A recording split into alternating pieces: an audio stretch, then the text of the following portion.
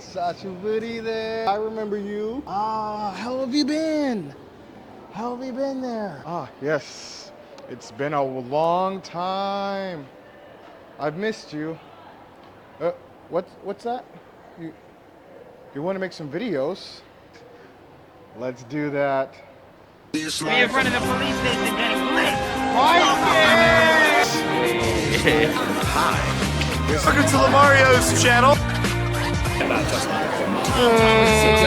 deeds we pick 'em up. Got a lot to do before I live it up.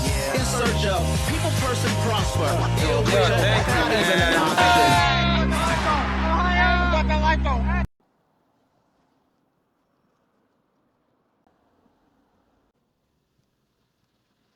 Good morning, everyone. This is actually the following day of that video. And I had something planned, but kind of lost track of how I wanted to do it. But in good news of that very same day, I ran into Oriental Pearl. If you don't know who she is an amazing content creator who does interviews, shows you a little bit of life, vlogging in Japan. She shows you very niche things that you won't see from my channel, at least. So you might want to go check that video out because you'll see me. But right now it is kind of early morning. I'm heading to go grocery shopping a little bit. 10 points to the person who can guess what I'm going to be buying. So as I was doing the interview, I got asked sort of questions, if I wanted to live here long term. Some of the things, for example, wasn't asked, but I sort of said, I couldn't speak Japanese. Oh man, those comments went after me. Here's one thing I've learned from a lot of videos that you might have seen, especially with shorts or, reels, whether it's the bad things about Japan, the good things about the Japan. What I've learned is that a lot of the things said is also a little misinterpreted. When you watch reels, TikToks, and, Facebook or YouTube shorts, they give very little context to how life really is in Japan. So something I wanted to do today is 5 misconceptions about Japan. Some of the most popular things to talk about Japan are top 5 things to do in Japan, top 5 things not to do in Japan, top 5 reasons to come to Japan. But I'm here to change the conversation just very slightly. So we've all seen the videos, the TikToks, the reels, the YouTube shorts explaining these things. But one thing I never really see are the misconceptions about Japan. And the reason why I want to bring light to this or talk about it is because a lot of people are maybe visiting Japan, or they also, there's very slight nuances when you come here and you start noticing certain things that could be interpreted as misconceptions. So let's talk about it. I'd also like to reiterate that this sort of topic can vary from person to person. Number 1. Real quick side note. I was just going to say Japan's living in the future, but you know what? So this vending machine actually sells Korean fried chicken, crepes for 600 yen, fried rice, chahan, and karaage, candied apples in pieces, 500 yen, oysters. Let me know in the comments if you would want me to try these oysters from a vending machine. Not bad for maybe 1,000 yen, but I hope that my stomach will take that. So oysters, yeah.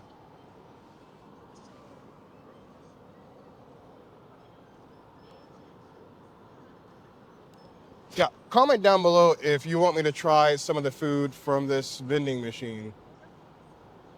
I guess Japan is living in the future. Let me introduce you to my number one misconception about Japan, the medical system. Granted, Japan has an amazing healthcare sort of system and it's very affordable, very affordable. But there are some things that I want to say is a little twisted in a way. Now, don't get me wrong, Japan's health insurance is some of the best in the world. It is cheap and affordable, and almost everyone should have it. And I fully understand I should be grateful for this sort of system. As an American, our health insurance is pretty crap. But I will say for very minor things that you might be needing. If you catch the flu, maybe a cold, a lot of the things are pretty much, you can find at a pharmacy, but only at a pharmacy, you know? Let's say you have a sore throat, even a headache late at night. Guess what? You gotta hope that to survive until morning, because the supermarkets do not carry Bufferin or Eve sort of pain relievers for headaches. I'm very used to being able to go to the supermarket and grabbing something real quick. Here's to number 2 of my misconceptions about Japan: affordability. Again, don't get me wrong, I've learned in the States everything has went up, but the ability to get jobs that definitely paid you more to sort of afford those things is still quite high, you know? Again, that is my home country. I do have a lot more access to things. But again, this is for those not who are Japanese, misconceptions, but this is for those who are wanting to move to Japan. And again, most of your jobs are going to be IT, teacher, or maybe a labor worker. I also have friends who are all across the board on most of those types of jobs. And the payment is, you know, up and down. I imagine like an IT worker should be making pretty good money. I come to the conclusion that as a teacher, an IT worker, a labor job person, yeah, you're still struggling out here. My number 3 is Japan is living in the future. Really? No.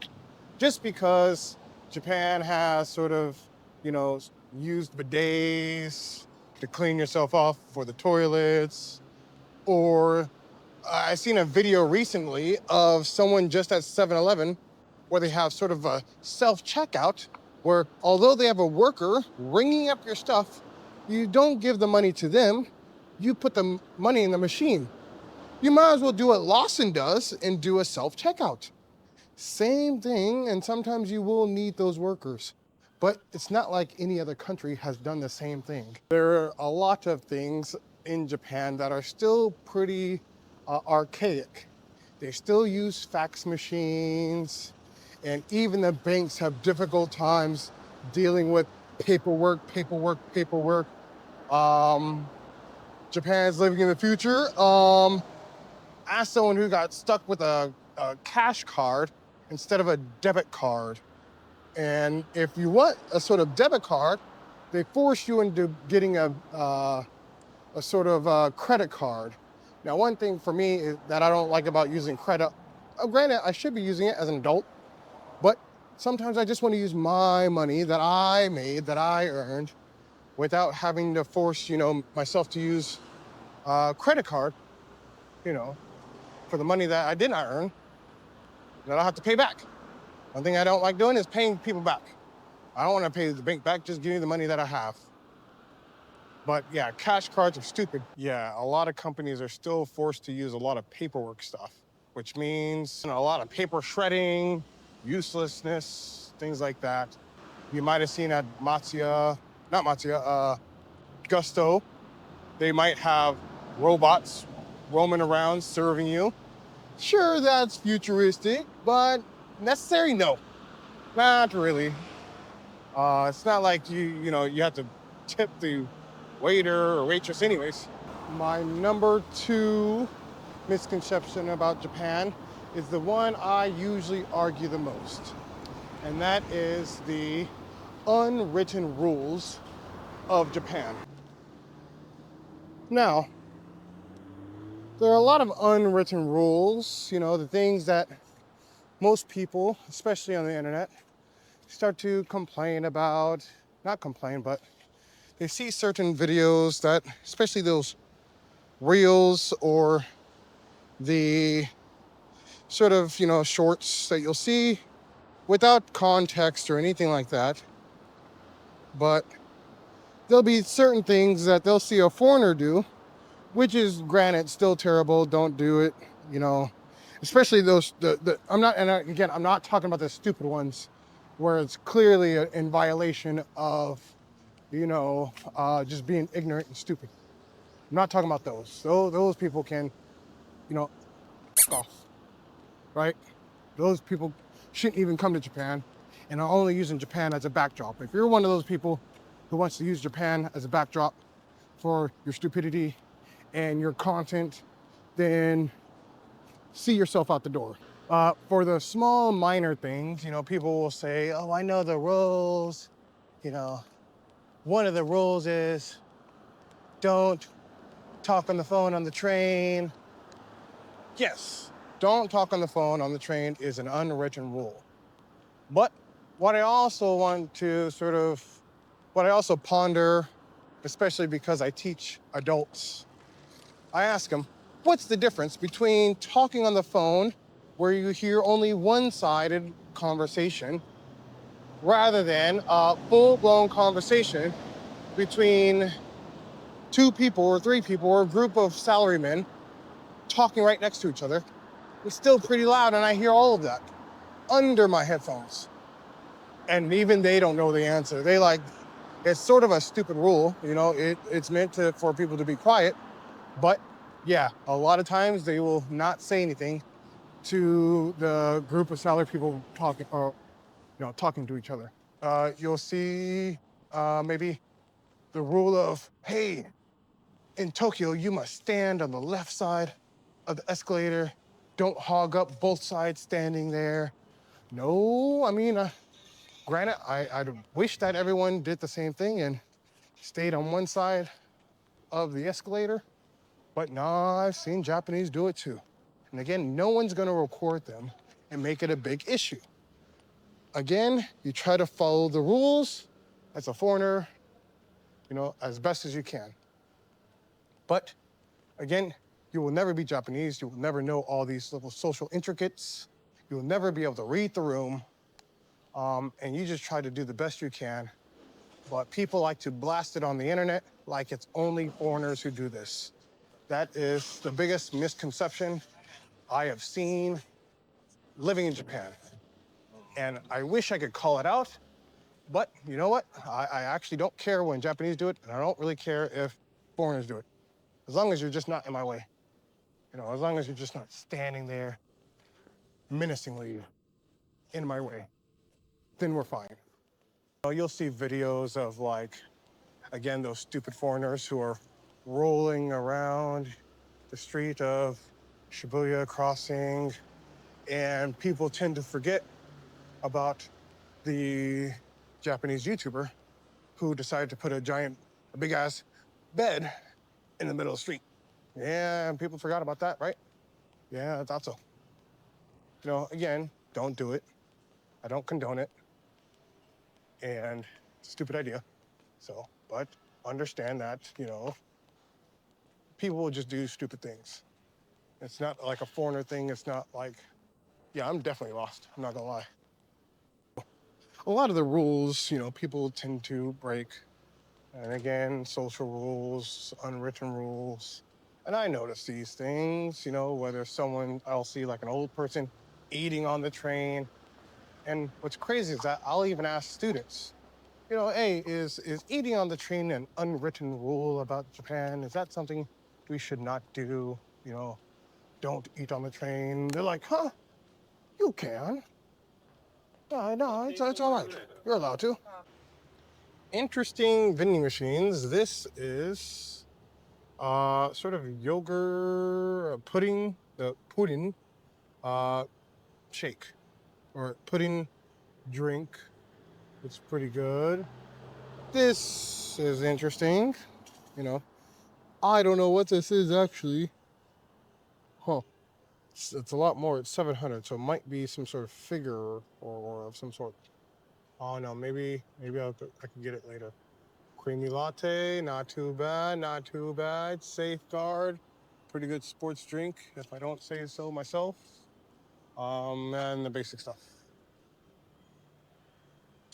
One of my favorite vending machines is the vending machine with the coffee. And when I say coffee, I mean like it's fresh brewed coffee. And I don't drink coffee so much, but I do like the hot banana milk. Oh man, I swear once I find that, yeah, I'm going to town. It has it has banana, hot banana milk, and hot chocolate banana milk. And when I say that stuff is fire, woo, yeah. I just wish they gave me a much bigger cup, especially when it comes to wintertime. Yeah, let me know if you want me to eat from interesting vending machines. You know, something I'll try could be these oysters for 1,000 yen.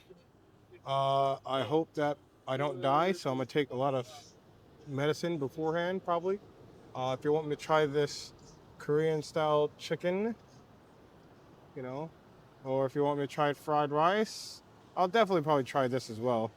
You know, I think they're all the same, these three, but I'll definitely maybe try something like this. Although I hope that I will understand what the instructions are on how to cook the oysters, because I don't want to die, which leads me to my last misconception about Japan. As I say that, this sounds not so good, but uh, the need to really learn Japanese. That is my number one, the need to learn Japanese. You know, I think everyone has sort of this idea that you should learn the language, you know, and don't get me wrong, I think you should. I think it's very important. But there are some that don't retain language as they should. For myself, I don't. I don't retain as much language as I need to, as I should, you know, unfortunately. You know, that's just not my forte of learning. As well as, again, it's not like I don't know any Japanese. I can introduce myself, I can order things. I can't read Japanese, but you know, I can do like the very bare minimum of things. Again, I can ask for directions. I can point to something and ask and say, I want this. You know, very basic situations that I'm usually in. And as an as a teacher here, a lot of places, a lot of these companies will tell you, do not use Japanese. And and in some cases, at least from my understanding, from my experience, is that they tell you, do not use Japanese. They tell you, at least for eikaiwas, they want the full experience. You'll get docked points if you start using Japanese. You know, as much as you want to, just sit there and practice. You know, that's saved for after work, for your own time, which is another thing. Uh, when you're stuck at work, a lot of the times, you're not gonna get that chance to really speak to anyone. Uh, Again, if you know, one of the things about Japanese is that they're quite shy. They don't really speak to strangers. Half of them don't even know their neighbor's name. So, you know, getting into conversations is going to be quite difficult, especially if you're more of I wouldn't say eccentric, but more of a social person. You know, I say most people don't really speak to you unless it's chew high o'clock. When I say chew high o'clock, I mean that's maybe about 7 o'clock after everyone's had at least, you know, one highball, one strong zero, one lemon sour. That's when you'll get a lot more conversation out of people. So again, when I do say I don't know Japanese, it's not that I don't know, I know zero. You know, I do know some, but not enough to where I can confidently say that I can hold my own with a lot of situations. So that is it for today's video. My hope for this video is to give you a different perspective on what it's like to live in Japan, the things you might experience, because my experience will not be your experience. Your experience will not be my experience. These are my top 5 misconceptions about Japan. If you could please give me a like, please subscribe. I'm trying to hit that thousands subscribers. And please comment down below what you think what I was said was, you know, was fact, what you think was cap. You know, tell me your ideas of Japan, and hopefully I'll come with another video soon. Thank you for watching me live and stuff. Peace. Till next time.